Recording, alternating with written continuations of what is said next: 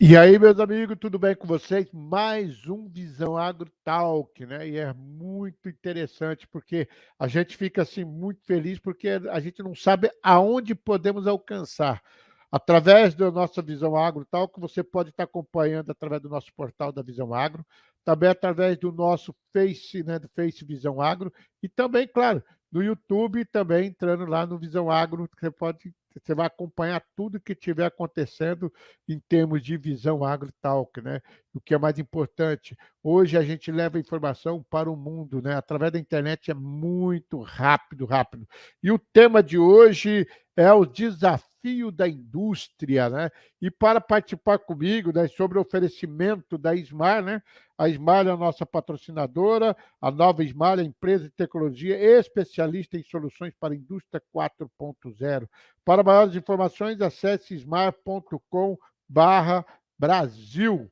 E o nosso convidado é um cara super bem antenado, empresário, já foi presidente da entidade 6BR, também já foi secretário de governo, né, do desenvolvimento econômico. Quer dizer, o homem conhece tudo quando se refere à indústria. E por isso eu convido para estar conosco nesta manhã Paulo Roberto Galo, executivo da ServCert.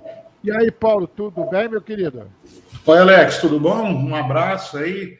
Uma satisfação estar aqui podendo participar com vocês mais uma vez. Aliás, o primeiro Visão Agro Talk da gente que fez, né? Você deve lembrar aí, né? E foi Quando uma audiência boa, né? Uma foi muito audiência boa. boa. E crescente, né, Alex? De lá para cá cresceu muito. Então, um prazer aí. Obrigado pelo convite e um abraço a todos que estão nos vendo, nos ouvindo.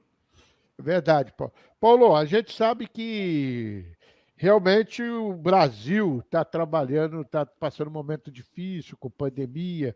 A gente lá em 2019, a gente fechou o ano com muita alegria, o crescimento da empresa, está todo mundo muito bonito e maravilhoso.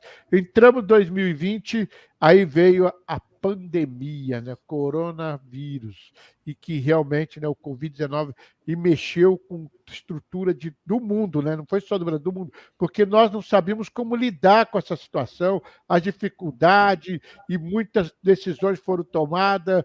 Daquela oportunidade, a gente não entendia se estava certo, se estava errado, mas se precisava fazer alguma coisa. E o que é mais importante, que o comércio e a indústria foram os principais prejudicados, porque esse negócio de fique em casa acabou atrapalhando muita gente acabou perdendo emprego, muitas empresas ou comércio fecharam suas portas, passando agora para 2021, 2020, 2021. Então, realmente foi muito difícil. E o Paulo Galo, como lidou com essa situação, Paulo? Porque você, se eu não me engano, você ainda era secretário, né? Você estava como secretário do Desenvolvimento Econômico da cidade de Sertãozinho, né, Paulo? É isso, Alex. Foi uma situação realmente difícil, né? Totalmente inesperada, ninguém poderia imaginar o surgimento dessa pandemia. Então, eu tive que lidar tanto com a situação do ponto de vista da gestão pública aqui na cidade de Sertãozinho, no estado de São Paulo, como também na empresa, né? Então, foi realmente um ano bastante difícil. E como você falou, né, Alex? No começo, quando os casos começaram ali por volta de março, a se multiplicar, né? Ninguém sabia muito bem como lidar com isso, né? Havia muitas dúvidas, como até hoje ainda temos, né? A Covid, a gente vai lidando com ela é que nem trocar pneu de carro com o carro em movimento. Cada dia é uma novidade. Então, num primeiro momento, houve várias tentativas, né? Inclusive de controle, com aquela, você se lembra muito bem do Fique em Casa, e ninguém tinha certeza como combater, né? Então foram adotadas medidas restritivas. Em Sertãozinho nós seguimos o Plano São Paulo, né? Mas com um pouco mais de flexibilização para que realmente as pessoas pudessem manter um mínimo de renda, né? Acho que foi uma estratégia acertada. Isso demonstrou claramente no nível de emprego na cidade quando fechamos o ano de 2020, né? E passamos a administração para a gestão subsequente.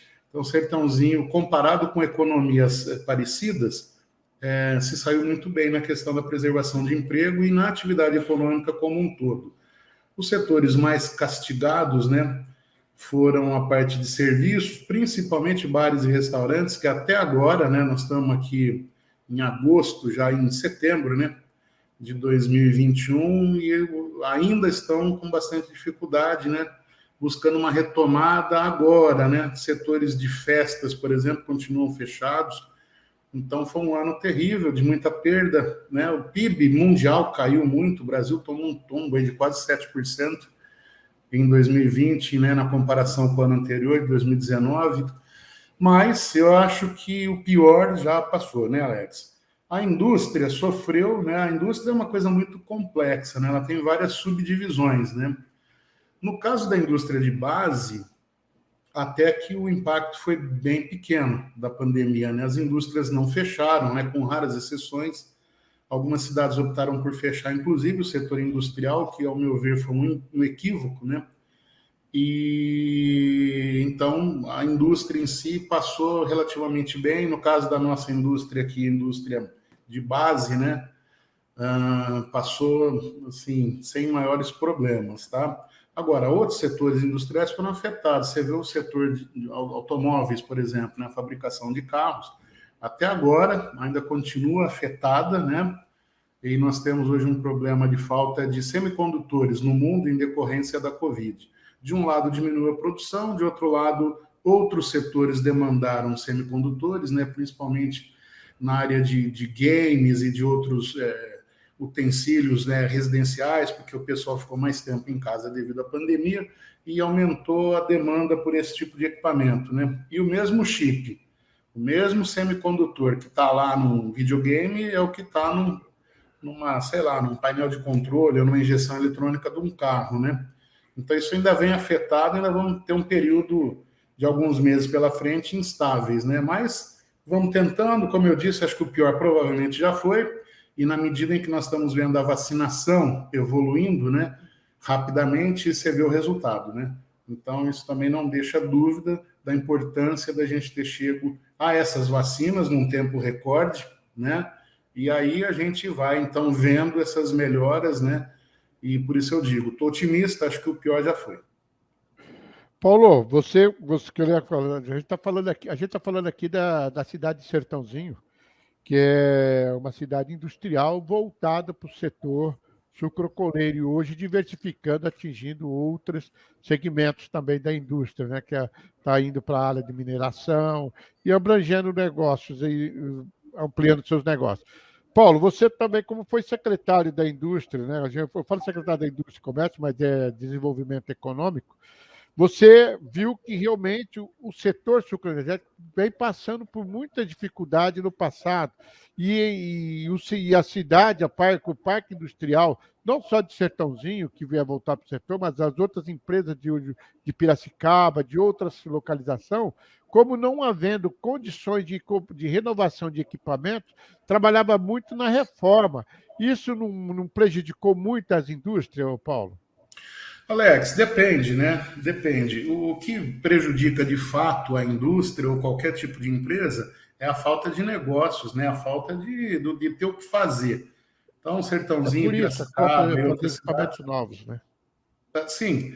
Mas o importante é que você acaba tendo atividade econômica, né? Por exemplo, a cidade de Sertãozinho, o ano passado, em plena pandemia, o faturamento de serviços industriais aumentou 14%. Olha Né, aí, que no legal. segundo trimestre, comparado ao ano de 2019. Em plena Então, dá para ver. pandemia isso, né? Oi? Em plena pandemia. Em plena pandemia, tá?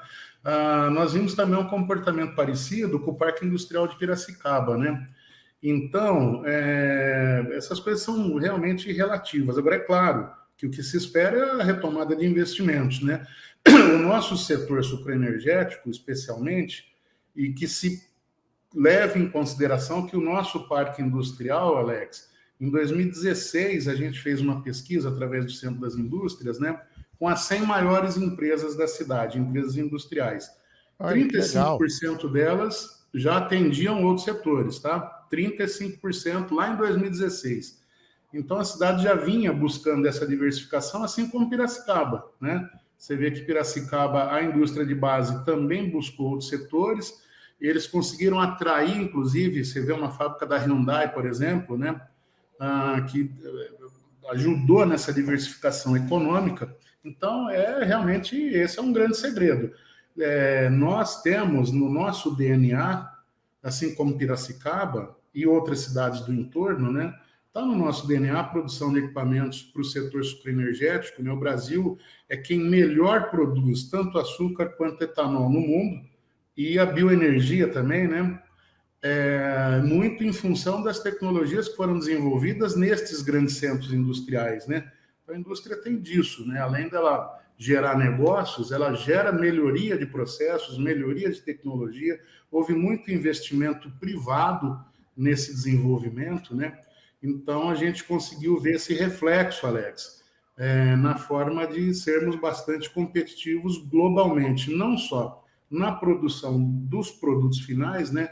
Etanol, açúcar, bioeletricidade, etc., mas também na fabricação desses equipamentos. Então, o Brasil consegue ainda manter um padrão de qualidade invejável pelos demais países no mundo. Ainda temos preços competitivos, poderia ser melhor, né? Mas isso é uma questão de política industrial que nós podemos até discutir aí ao longo do nosso bate-papo. Mas eu diria que há muita resiliência nesse setor industrial, tanto lá nas usinas, né, quanto em quem fabrica e produz equipamentos para eles. E o que a gente espera, obviamente, é uma retomada, né? Uma retomada para que novos equipamentos possam ser fornecidos, porque o serviço é importante, mas o valor agregado, de fato, está nos equipamentos novos, não tenha dúvida.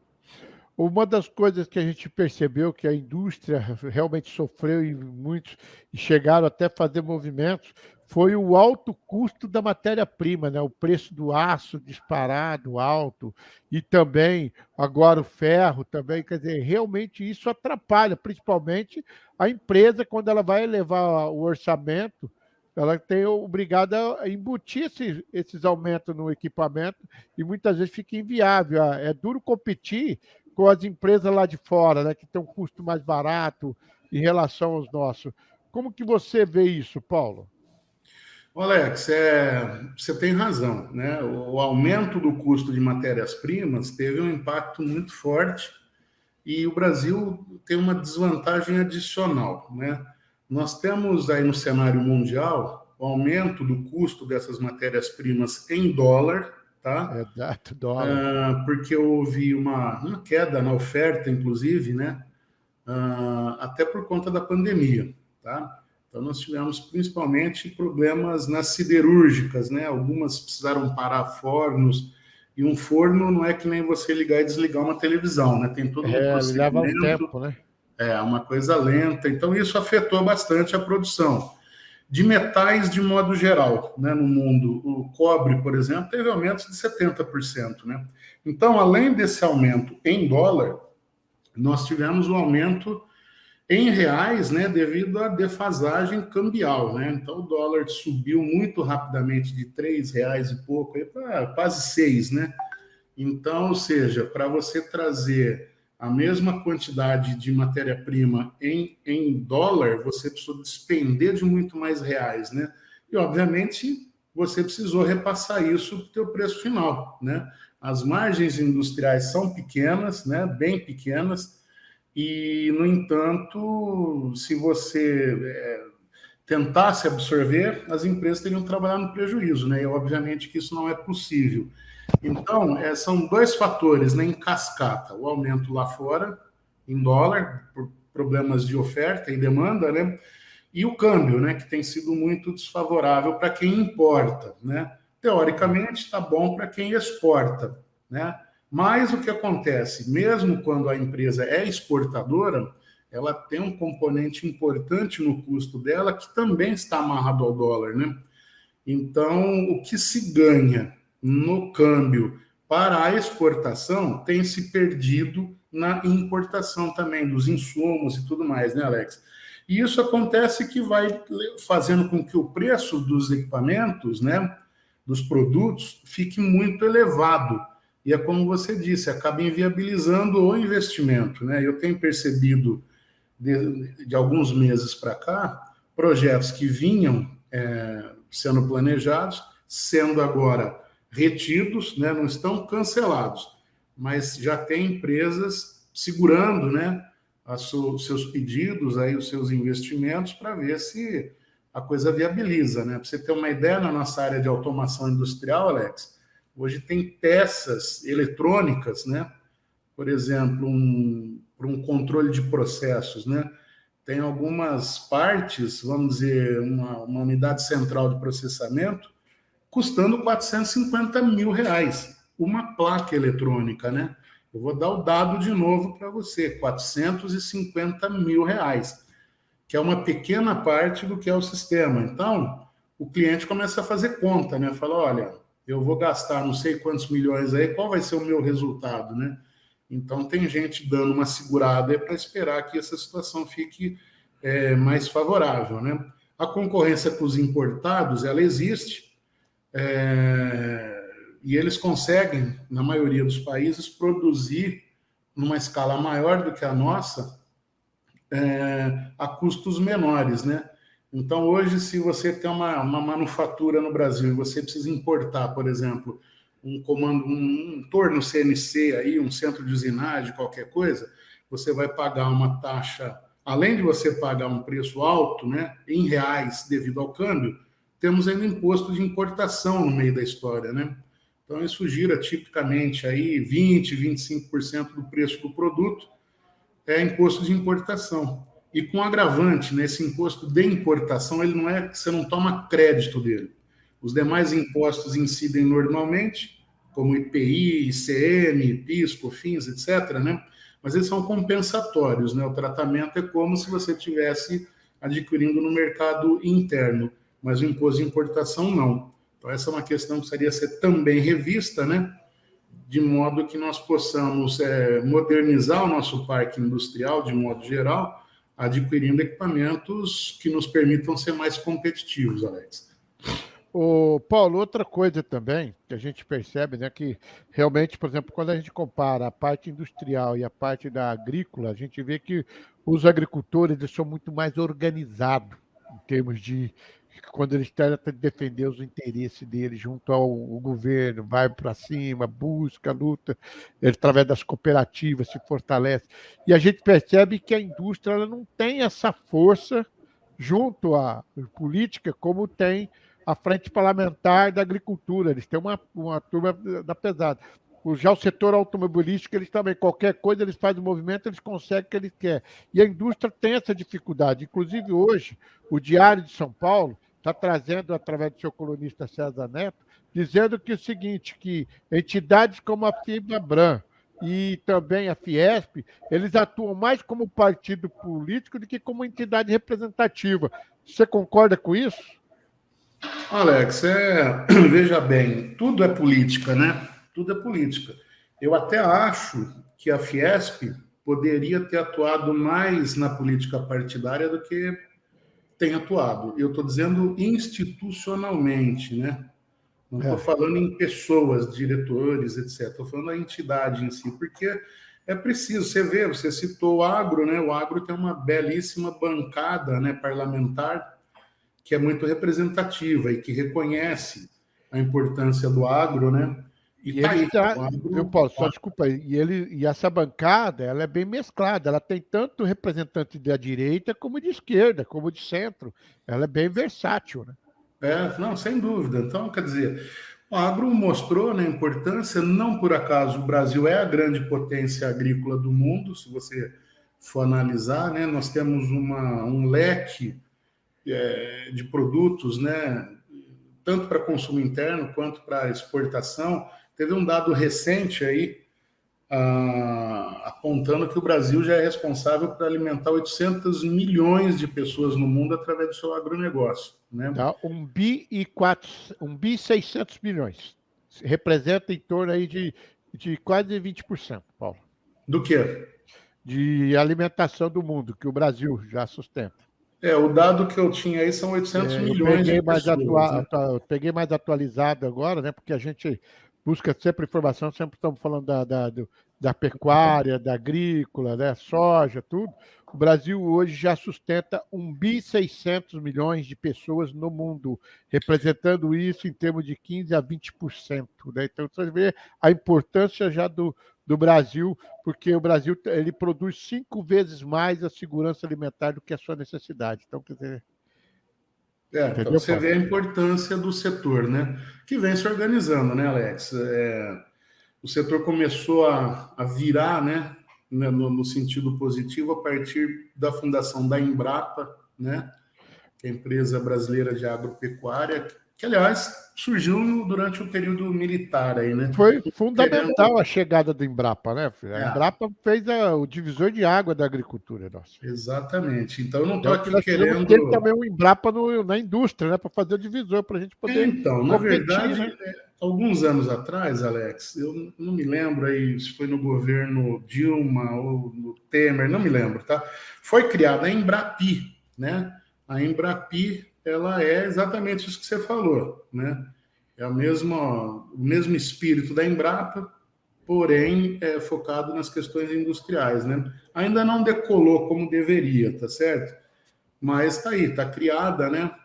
Ela está vinculada ao Ministério de Ciência e Tecnologia, que lá o É Marcos bom, Pontes, né? O é bom astronauta. saber porque eu vou procurar, quem sabe a gente faz uma matéria sobre qual é, Embrapi, chama? Embrapi, né? Que é a Embrapi. Embrapa, é Ah, tá. agrícola, né? E é E outra a indústria. Embrapi Vou tentar trazer isso para o nosso talk aqui para a gente estar mostrando aí isso, para ver como que tá.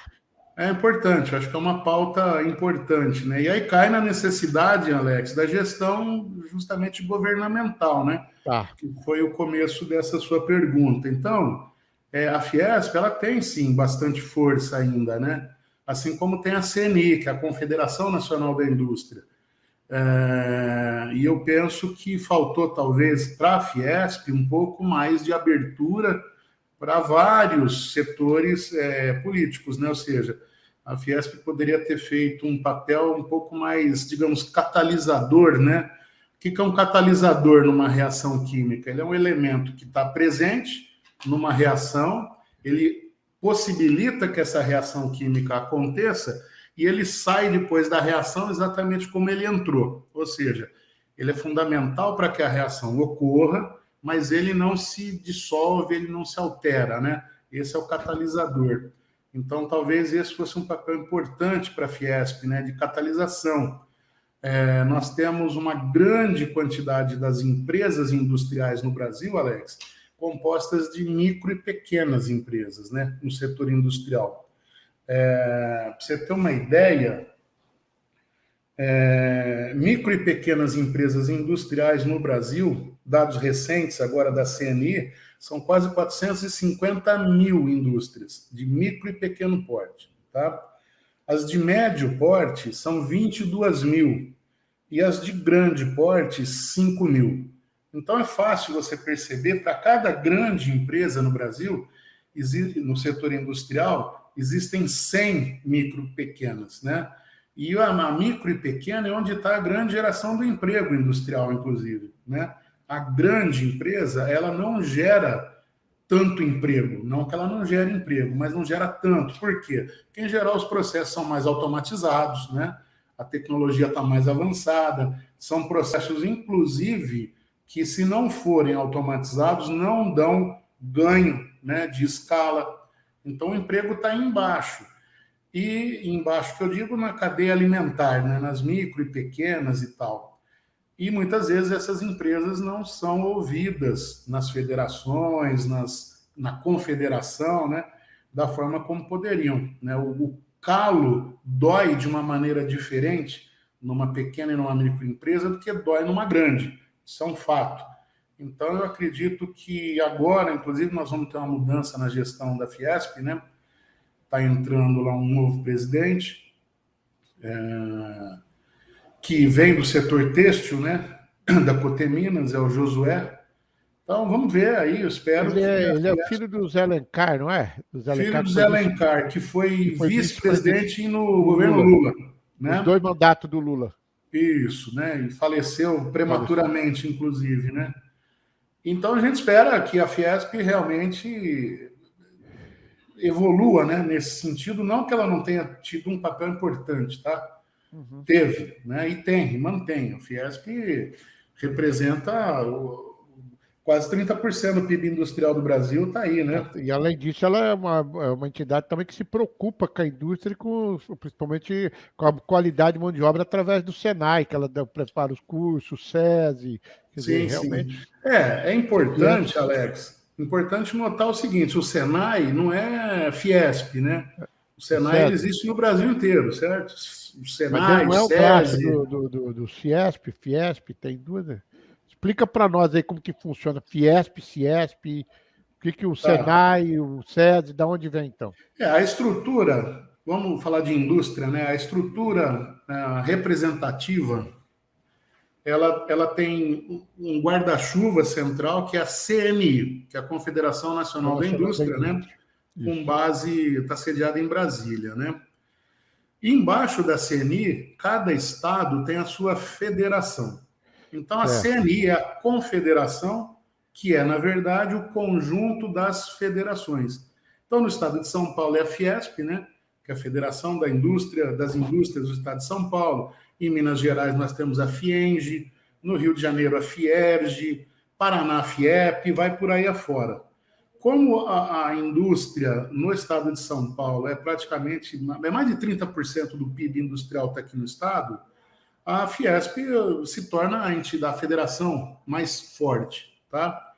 E aí essas federações, Alex, elas fazem a gestão do sistema S, né? No caso da indústria, SESI, Senai e o Instituto Roberto Simonsen, né? Que é um instituto Certo. destinado ao fomento, debates, né? Socioeconômicos, enfim. Mas o forte é o Senai, né? E o SESI. O Senai, na sua capacidade extraordinária de formação de mão de obra, e mão de obra de qualidade, que é um gargalo que nós temos. E o SESI, como o próprio nome diz, né? Faz um trabalho social, educacional também, que é uma coisa maravilhosa, né? O suporte que se dá, e O sempre ensino com lá é preferência fundamental, muito bom. é muito O ensino. importante, né? E o SESI, por exemplo, você tem um público que é um público preferencial, que são os filhos dos trabalhadores na indústria, né? Porque quem banca essa história toda não é o governo, né? O É, dinheiro que sustenta a estrutura do sistema S é dinheiro das empresas, né? É uma porcentagem do faturamento das empresas, né? Então não tem dinheiro público aí não, né? Ele até tem uma gestão pública, né? Ou híbrida, mas o dinheiro é gerado na indústria, do SESI e do SENAI. Assim como no comércio, você tem o SESC, o SENAC, né, que são custeados pelo faturamento das empresas do comércio, e aí vai por aí afora. Né? E a Fiesp, como todas as federações, ela é representada, ela é composta de sindicatos patronais, né? Então a Fiesp ela tem hoje cento e poucos sindicatos patronais, por exemplo, o Sindimac, né, que é o Sindicato da Indústria de Máquinas, que é um dos mais importantes, e os demais segmentos industriais. Aí, isso é Fiesp. Aí você tem o Ciesp, né, que é o Centro das Indústrias do Estado de São Paulo, cujos associados são as empresas em si, não os sindicatos. Então, os sindicatos formam a federação e o Centro das Indústrias, isso em todos os estados, tá? É formado pelas empresas individualmente, né?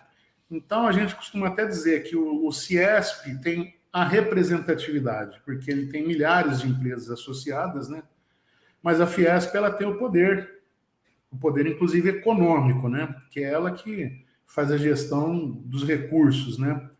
Mas ela é composta por cento e poucos sindicatos. Então, a soma das duas é que faz realmente a indústria ser forte, né?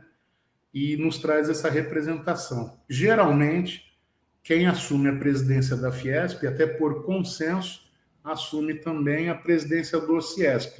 Já houve períodos de racha, né, nisso, e não foi uma experiência muito bem sucedida. Então, parece que o empresariado aprendeu que o importante é que essas entidades andem juntas, Alex, e fazem um bom trabalho, E tá? você Eu, conhece bem a entidade porque você fez parte dela, né? Você foi.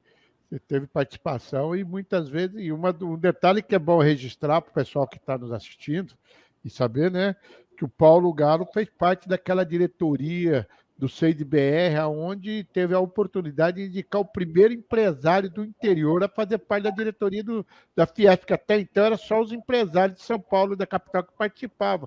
O interior só assistia, né? Então, quer dizer, você, juntamente com aquela diretoria, teve um papel fundamental, onde vocês começaram a mudar a história da Fiesp, né? Que era até então concentrada tudo na capital, e vocês conseguiram fazer com que ele olhasse para o interior através de uma indicação de vocês para que o membro do interior fizesse parte da Fiesp, né, Paulo? É verdade, Alex. Isso aí aconteceu na gestão do Horácio Laffer Piva, né? É, Aliás, eu acho que foi um excelente Moreira Ferreira, presidente. era até. Era muito bom. É, o Horácio, ele era e é ainda, né, do setor de papel e celulose, né? E ele atendeu esse pedido do empresariado e colocou, de fato, um empresário do interior. Aliás, o Carlos Liboni, né? Uhum. Que era, à época, ele era diretor da antiga Smar, né? Que é a célula-mãe aí da nova Smar, que nos patrocina aqui hoje, né? É. Então, ele teve essa possibilidade e tinha muita gente importante no interior, né? Pessoal aqui de Franca, de Piracicaba, Araçatuba, várias, né? O Ciesp está presente são 42 diretorias, 4 estão na Grande São Paulo, o resto está no interior, né? Nós temos diretorias em Mas o Ribeirão Preto, em CIDBR, aquela Sertãozinho. oportunidade, né, ela foi fundamental, né? Tomou a frente do movimento para mostrar a importância, né? E mostrar que o interior também faz parte da indústria, né? Não, sem dúvida. E uma parte muito importante, né, Alex? Você pega, se analisa aí os polos que nós temos, né? Por exemplo, Sertãozinho e Piracicaba são 2 polos metalmecânicos muito importantes. Você tem Franca, por exemplo, com aquela pujança toda, né? Que é o setor calçadista, um setor extremamente importante, não só para a economia paulista, como para a economia brasileira também, setor que exporta muito. Então, nós temos muitas coisas, né? A grande quantidade de usinas que nós temos em operação aqui no interior do estado de São Paulo também, né? Então, o interior realmente é um fator muito importante no desenvolvimento, né? Várias empresas grandes vindo para o interior também, quebrando aquela história de, por exemplo, só fazer carro na Grande São Paulo, no ABC, né? Temos aí a Hyundai, que eu até havia mencionado, ali na região de Piracicaba, enfim. Nós temos muita importância. E aí o interior passou, de fato, a ser ouvido, né? São demandas também diferentes. Até a época de negociações coletivas, né? As negociações com os trabalhadores, ela acabou sendo dissociada da capital, né? Porque é muito complicado você negociar com metalúrgicos da indústria de base com metalúrgicos da indústria automobilística, por exemplo, né? O impacto da mão de obra na indústria de base é muito maior e mais intenso do que na indústria automobilística. A indústria automobilística tem um grau de automação muito grande e a indústria de base não, né? É um serviço muito mais, quase que eu diria que artesanal. Então as relações são diferentes e foram assim tratadas, né? Isso tudo é resultado dessa articulação, né? De se reconhecer a importância do interior. Isso pelo Brasil afora, viu, Alex? Então é Certo. isso, né? E eu acho que as entidades são fundamentais, né? Podem fazer mais? Claro que podem, mas fizeram muito, né? Então a gente tem que sempre reconhecer a importância, inclusive, da organização. Está aí o agro, né? Que não nos deixa mentir. E a indústria Exatamente. pode e deve conquistar também cada vez mais espaço. Nós temos perdido espaço no PIB brasileiro, a indústria vem decaindo, e só olhos vistos, né? Os números estão aí, e nós Nossa. precisamos recuperar minimamente essa posição. Paulo, só para você ter uma ideia, né?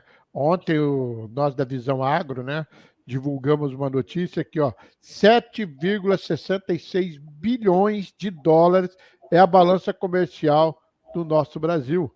É o melhor saldo de agosto, quer dizer, realmente fazendo a diferença, né? Quer dizer, o Brasil está aí produzindo a balança comercial, ele se destaca, quer dizer, é 7,6 bilhões de dólares da balança comercial. Isso há diferença, Paulo. Então, Alex, isso é função muito, a gente não pode esquecer, né?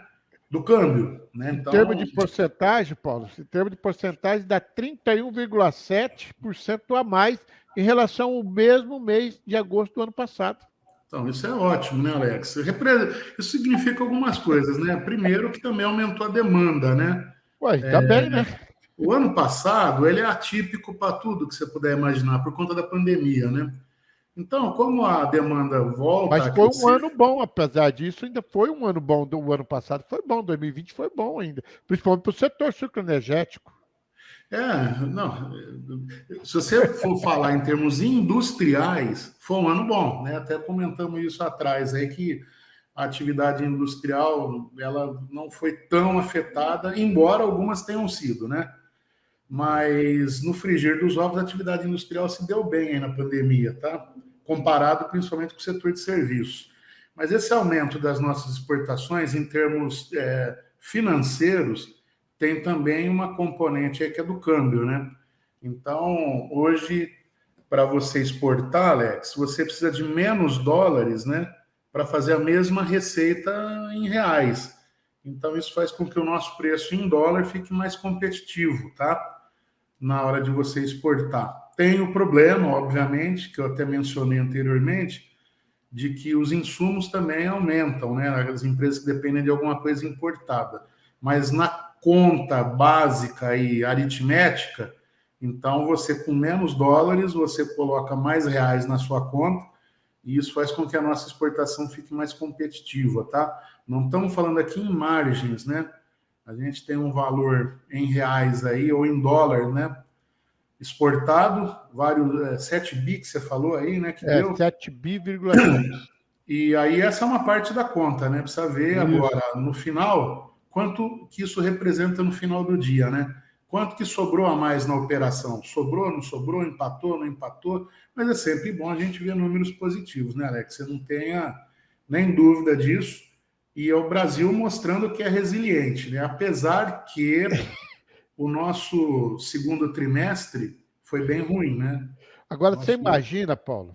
Paulo, você que é um homem de atuação, que está participativo, sempre lutando pelo interesse da indústria, né? Você é um homem que realmente busca sempre colocar suas posições claras para que todo mundo entenda. Agora, você imagina se nós tivéssemos uma política correta, uma política voltada 100% para o Brasil, para o povo, sem ter essa picuinha de disputa de poder. Você imagina com tudo isso que o Brasil está passando, a política lá do Palácio, com o Senado, Supremo, essas brigaiadas todas, essas confusão toda, essa instabilidade que a gente, como ser humano, como brasileiro, a gente vai passando, e o Brasil dando resposta. Agora, imagina se tudo isso estivesse funcionando, legal se todo o Senado, o Supremo, o Palácio tivesse voltado única e exclusivamente para o Brasil. O que nós não seríamos hoje, Paulo? Boa pergunta, né, Alex? Boa pergunta, uma ótima reflexão para que todos nós façamos, né? Parece aquele meme, né? Tem um meme na internet do Leônidas, né? Que o Tigas fala para ele: Ô, Leônidas, rapaz, tem que parar de caçar essas confusão, moço. Né? Então, é bem isso daí, só desculpa a brincadeira, Mas mas é. a gente precisa de menos confusão no Brasil, né? Você não tem a dúvida. Focar, né? O Brasil tem muito problema. O Brasil é um país fantástico, né? Eu já tive a oportunidade de rodar uma parte do mundo, aí nunca achei um lugar tão bom e sempre voltei para casa, né? Agora, é o que você falou com muita propriedade, né? Com essa confusão toda, a gente ainda consegue alguma notícia boa. Você imagina como que seria todo mundo focado, trabalhando junto, né? Infelizmente, nós já estamos em campanha política, né, para a eleição. Nós estamos aí há 15 meses, né, da próxima eleição, mas estamos em campanha, né, franca e aberta. Ninguém é candidato, mas todo mundo está fazendo campanha. Então, isso, de certa forma, desvia o foco, né, das grandes questões, né? Nós temos assuntos cruciais para decidir. Reforma trabalhista talvez seja a mais importante do ponto de vista da economia, né? E a partir de uma boa economia, tudo o resto vem, Alex. Não adianta falar em programas sociais, em melhoria de qualidade de vida, se não tiver grana Tudo é para consequência, bancar né? as coisas. E para ter grana, para ter money, bufunfa, nós precisamos de uma economia ativa, operante, né? Rentável. Então, hoje nós temos aí tramitando no Congresso, hoje é dia 2, né, de setembro, é isso? Dia 3. 3, né?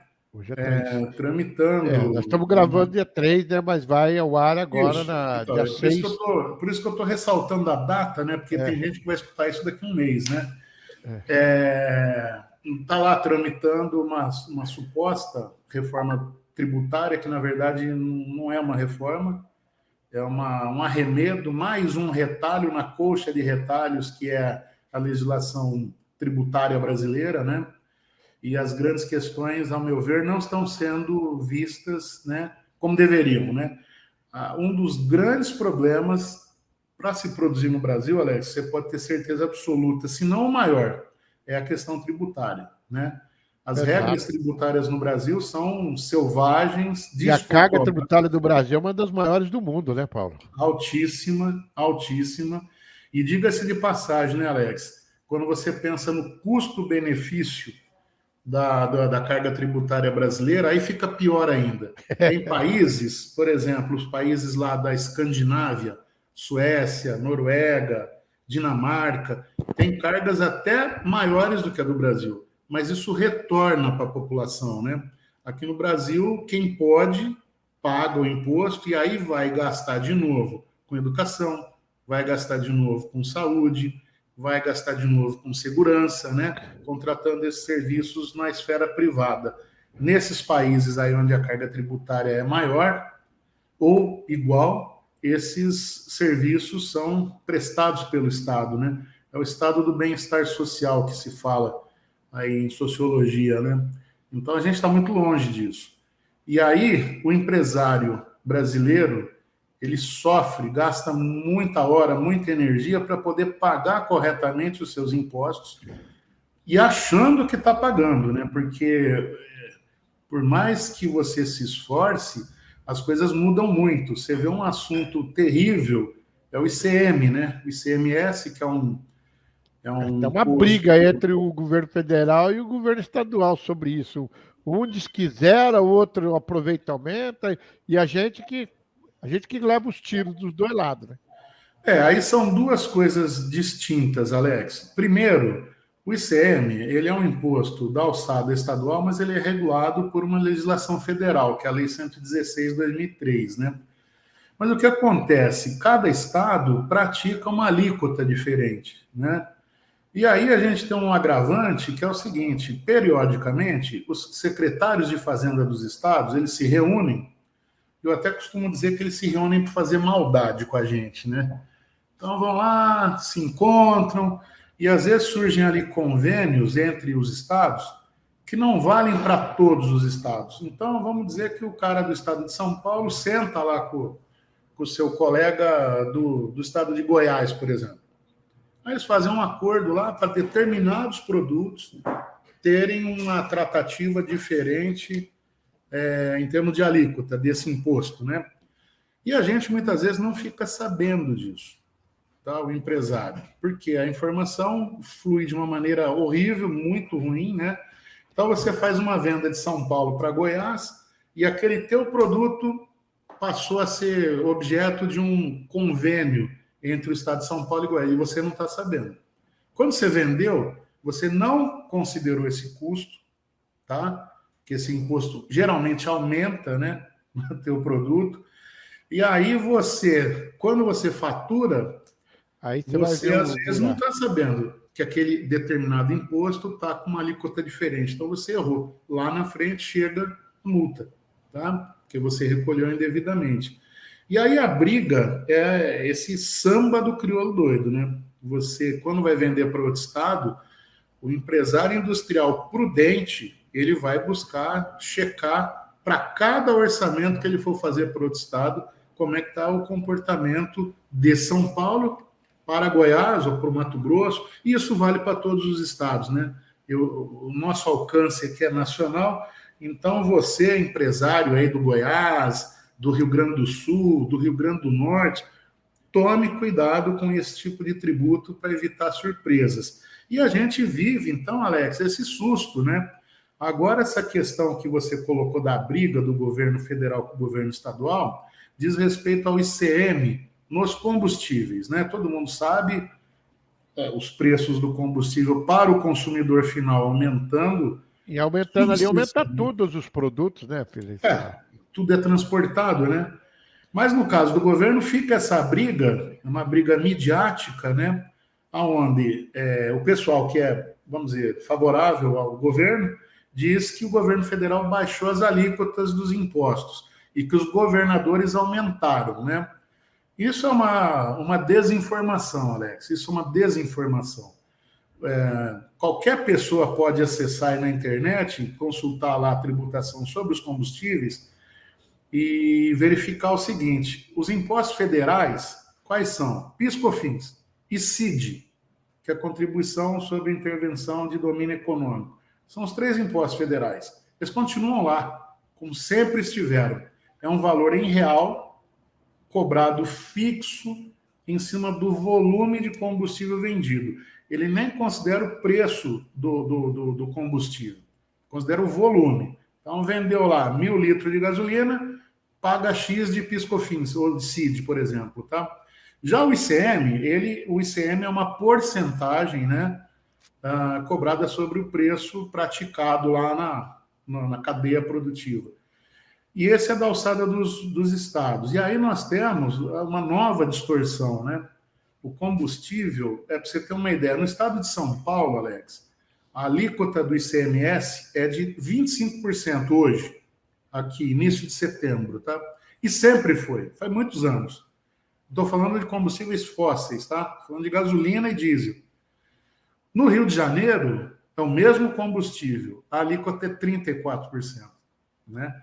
Então, tem vários estados, as menores alíquotas estão em 25%, mas tem várias, a 27%, 30%, 29%, e o Rio de Janeiro leva o troféu, né, de ICM mais alto do Brasil hoje, 34%. E Né? eles têm a produção lá de petróleo é lá, né? De lá do Rio de Janeiro. Exatamente, é o grande estado produtor de petróleo, né?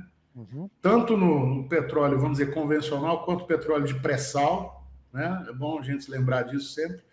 Então fica essas conversas aí, sabe, Alex? E isso tudo é favorecido exatamente pela bagunça que é o sistema tributário brasileiro. Quando é uma coisa transparente, não tem como ficar inventando esse discurso, né? E infelizmente é um discurso que cola, né? Cola.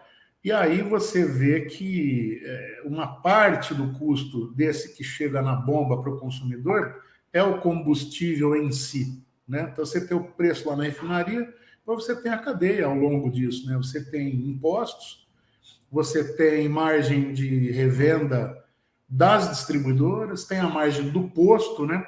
Então é uma composição, é uma soma que faz com que nós tenhamos isso, e o imposto é um fator importante, você não tem a dúvida, mas a justiça tem que ser feita. O governo federal nos combustíveis não zerou nada, zerou no gás de cozinha, tá? No gás liquefeito de petróleo e para o botijão de gás, aí que a gente compra para casa, tá? Mas ainda O continua mesmo caro o gás. botijão de gás. Não, sim, mas ele zerou, o federal, tá? Agora, o mesmo gás que zerou impostos para o consumidor doméstico não zerou para o consumidor industrial, tá? Então, o Não. industrial que utiliza a GLP nas suas cadeias produtivas, ele continua pagando o mesmo imposto. Então, é bom que isso fique esclarecido, né? Para que se evite essas coisas. E como você falou, né, Alex? Existem interesses distintos que estão acima, na minha opinião, do interesse coletivo hoje. E se a gente conseguir melhorar o coletivo, melhora o país, melhora para todo mundo, e o pessoal ganha eleição. Parece que eles não conseguem entender Não, isso. e o duro, viu, Paulo? Del, quero agradecer você por essa aula que você está dando aí para a gente, né, te esclarecendo muitas dúvidas sobre esses impostos, que um fala que tira, não tira, mas é que fala, tira de um lado, mas ganha do outro. Então, entender. E o que eu fico encabulado, Paulo, né? A gente acaba falando até de política neste momento, porque os caras para estar lá, um deputado federal, um deputado estadual, senadores, governadores, presidente, Esses caras, eles passam por um voto popular. Entendeu? Então, quer dizer, o maior problema disso tudo está em nós. Nós é que não sabemos escolher o nosso representante. Por exemplo, se você pega, por exemplo, eu tenho visto o trabalho do Zema lá, um empresário com a cabeça.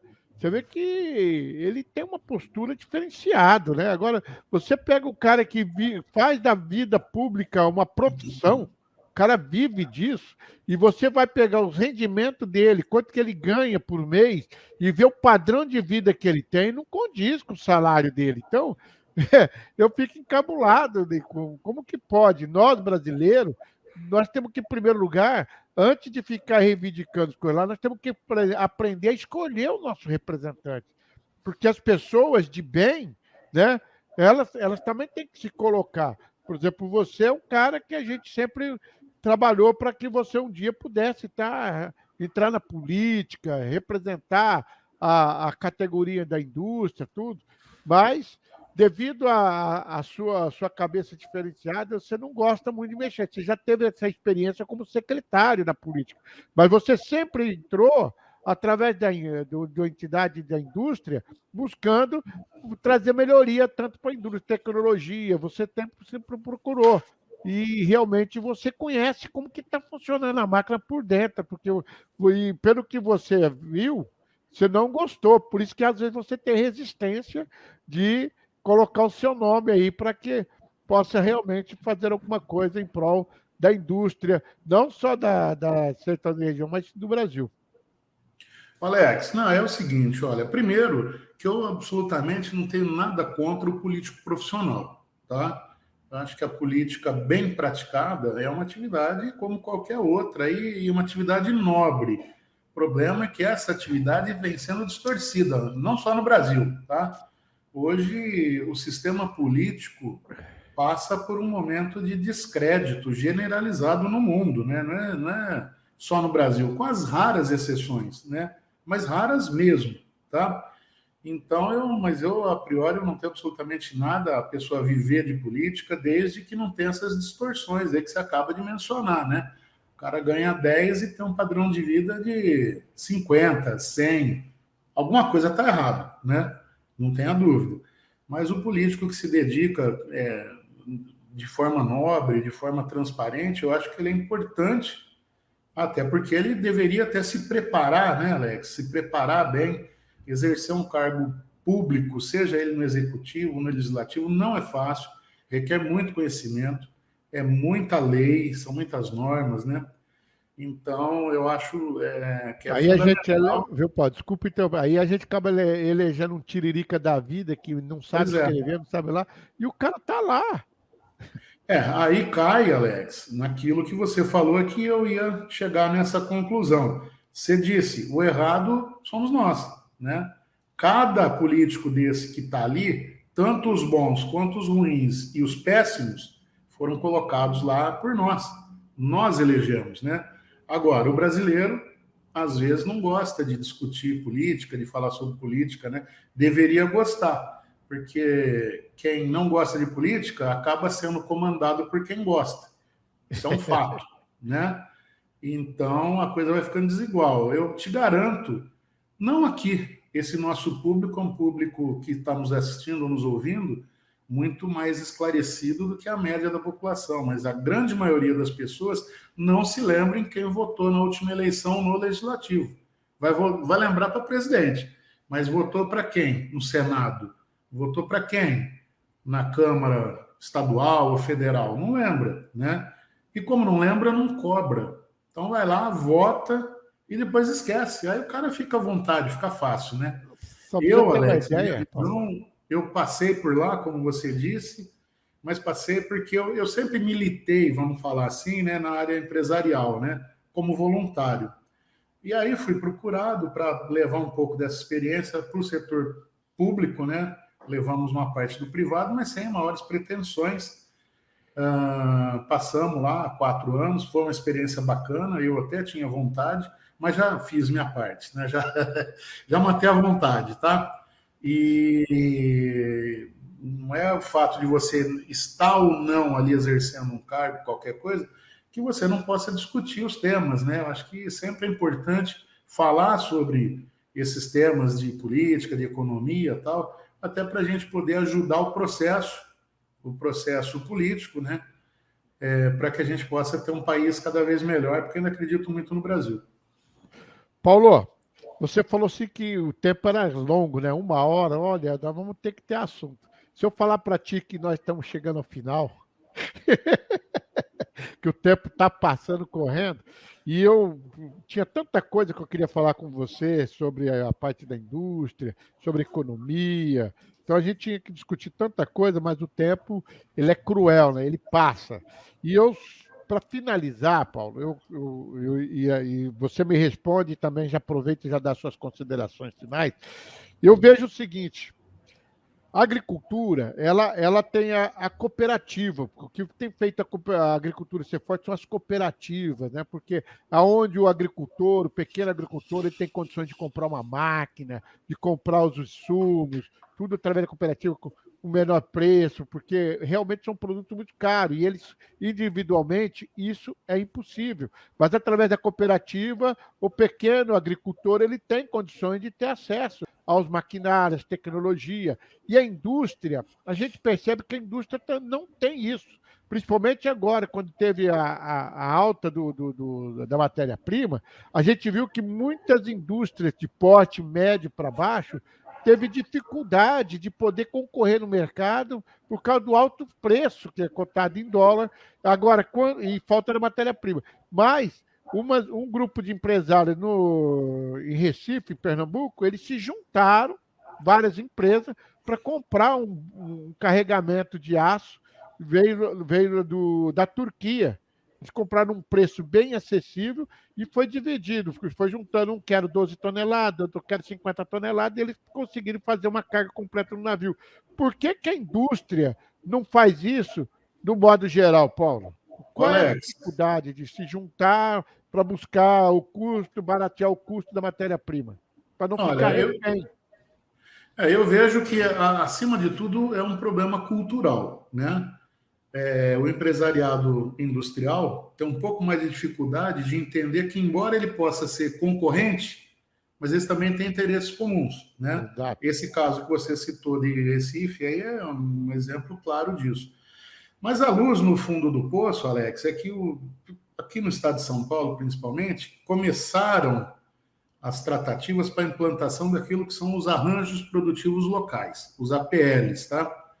Sertãozinho, aqui, puxar um pouquinho a sardinha, foi uma das primeiras cidades do estado de São Paulo a ter o seu APL juridicamente reconhecido, que é o APL, o Arranjo Produtivo Local Metal Mecânico de Sertãozinho, cujo objetivo é fazer exatamente isso que você falou, unir forças, né? Então nós temos o prefeito na época, né, a nosso pedido, preparou um decreto que criou esse APL. Esse APL foi reconhecido oficialmente pelo governo do estado de São Paulo.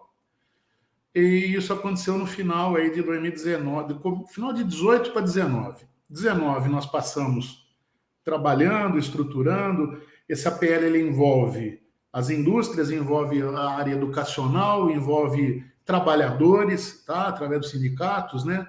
Então é um grupo de pessoas que têm a mesma preocupação. E 2020, quando a coisa ia começar a acontecer na prática, veio a pandemia, então o projeto ficou suspenso. Mas está lá, pronto.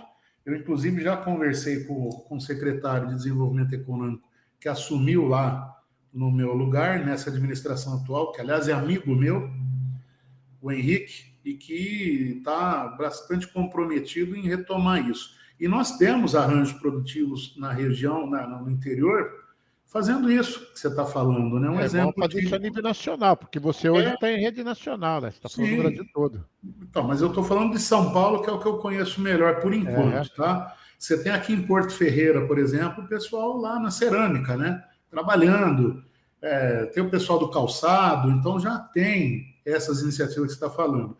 Embrionárias, mas já demos um passo, Alex, à frente, justamente buscando isso aí que você está sugerindo, né? Então as coisas já estão acontecendo, eu tenho certeza que agora, conforme a gente está superando essa pandemia, a tendência é que esses arranjos produtivos eles realmente cresçam. Isso no Brasil como um todo, porque não é só estado de São Paulo. Importante que você falou, tá? E para concluir, então, Alex, você falou de desafios da indústria, são vários, né? Desde a tributação até a escassez de mão de obra, que tem aparecido frequentemente, está faltando mão de obra especializada, muitas vagas são abertas na indústria no Brasil inteiro e não são preenchidas por falta de qualificação, tá? Existe a oferta de cursos, o Senai é um grande exemplo disso, mas ainda não é suficiente para atender essa demanda. Olha que coisa impressionante. E a indústria, Alex, é bom que a gente diga, estamos passando alguns segundos aqui do prazo, mas a indústria hoje, em termos de Brasil, representa quase 20% do emprego formal gerado no Brasil, tá? A indústria, nas suas diversas áreas, né, ela está empregando atualmente quase 8 milhões de brasileiros, Alex. 8 milhões, isso são dados agora do Ministério do Trabalho, né? Do último mês apontado aqui foi julho, tá? Então, no estado de São Paulo, esse número permanece, né? Então, é em torno de 20 milhões das carteiras assinadas no Brasil e no estado de São Paulo vem da indústria. Sertãozinho, como uma cidade industrializada, isso representa um número ainda maior, né? Nós temos aqui acima de 40% do emprego em Sertãozinho é gerado em alguma empresa industrial, tá? E para finalizar, a importância da indústria, Alex, para cada R$ 1 que se investe na atividade industrial, volta para a nossa sociedade como um todo R$ 2,43. Então, você põe e tira R$ 2,43 distribuído pela nossa economia. É de longe a atividade econômica que mais agrega valor por unidade investida. Para você ter uma ideia, o agro, né, que é a grande estrela do Brasil, para cada R$ 1, ele traz R$ 1,75. A indústria traz R$ 2,43. É uma diferença o agro, grande. 1,75. E o setor de serviços, né, que é extremamente importante, que é o maior empregador do Brasil atualmente, né? Isso é uma tendência mundial. Para cada R$ 1, ele traz R$ 1,45 para a economia. Então, você vê a importância da indústria, que já teve, Alex, lá no começo dos anos 1980, essas coisas aí, ela já teve, em 85, então nós estamos falando de 30 anos atrás quase, né? A indústria representava 48% do PIB brasileiro. Quase metade do PIB brasileiro vinha da indústria em 1985. Em 2020, que é o último dado consolidado, nós passamos a representar 20,40%. Então, menos da metade a indústria hoje do que era lá em 1985. Isso é uma prova cabal da desindustrialização que vem acontecendo no Brasil. Vem acontecendo no mundo também, tá? No mundo você vê o setor industrial reduzindo e o setor de serviços crescendo. Mas no Brasil isso tem sido estratosférico, né? Mas, para finalizar, temos um dado importante aqui. Em 2008, agora, né? 13 anos atrás, nós éramos 27,5% do PIB ainda. 27,5% em 2008.